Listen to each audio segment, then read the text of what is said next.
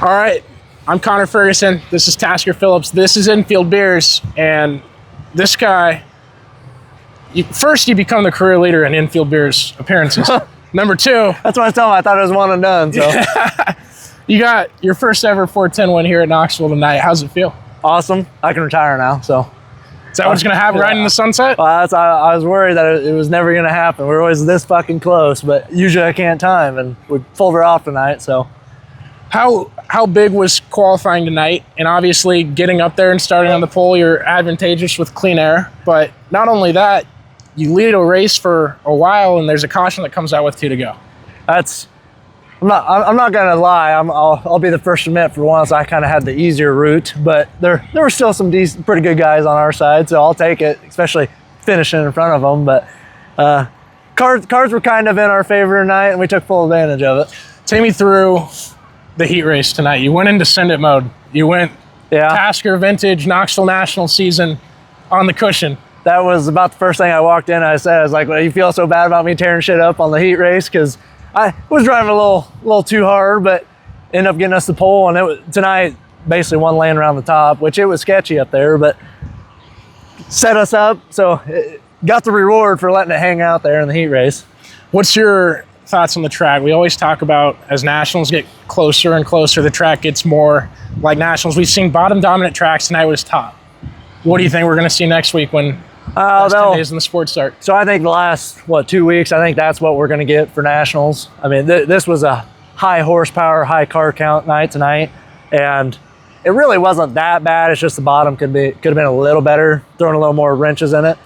But the last 2 weeks, I think that's what you're going to see for the nationals, because we sucked until we figured out how to pass cars last weekend.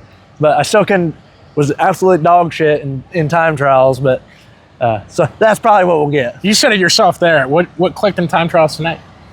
I just no options. You had to go around the top, keep your foot down, and it was we always race good. You know, rough, not being steady or whatever, rough cushion, and that's what it was in time trials. So just kind of my natural element lately. I love it. What's going into these 10 days? Where do you go Thursday, Friday for 360? I think we're going to go down to Eldon on Tuesday. Oh, we hurt the motor on the 360, but I think we're going to head down there. Someone just broke some glass over there. It's not even your crew celebrating. So excited. And then I think we're Friday.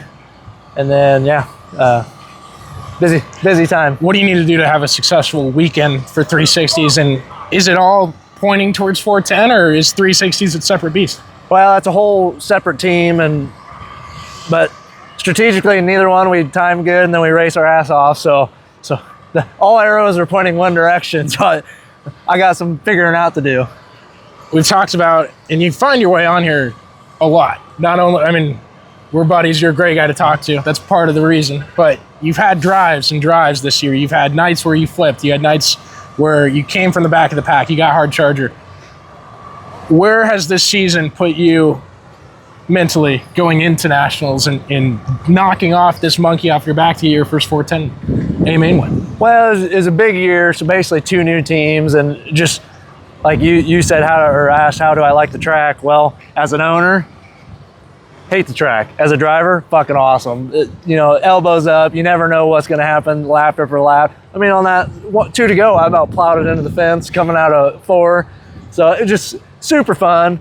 But, I had the twins, got some farm improvements I'm working on, just getting kind of busy. So the light was kind of dwindling. And then I got 2 teams that stepped up and said, hey, you finally, you did your time, relax a little bit, we'll take care of it, get to the track, and you just hammer down. And that's what they want. They want hammer down, they want passing cars. So it's not the best points racing strategy, but we go forward.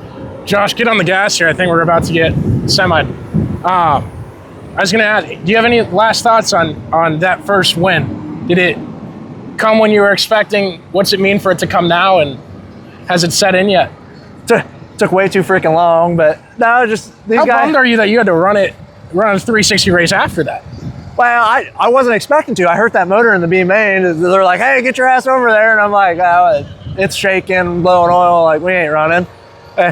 It wasn't running. I passed 10 cars in the first lap. I'm like, okay, let's go. But I could tell it was way down on power and it wasn't right, so we pulled it in. But I was I was definitely excited that they flip-flopped the features, so I was fresh and ready for that 410 show. All right, this has been Infield Beers. Shout out to 𝗬𝘀𝗏. I hope he had a great time at the PDC tonight. Congrats, Bobby, becoming Bobby Pierce fans here. And some dude, 3G Spot, wanted to trade for my Always Race Day shirt. So might be you guys traded? Sponsor in the future for Always Race Day, but he's definitely sponsoring this video because I got his damn shirt on. So shout out to Kelly, fantastic guy. He's a big Bobby Pierce fan right now. Big Bobby Pierce fan. So hope you guys had a great night. This has been Infield Beers. I'm Connor Ferguson, Tasker Phillips. Have a good one.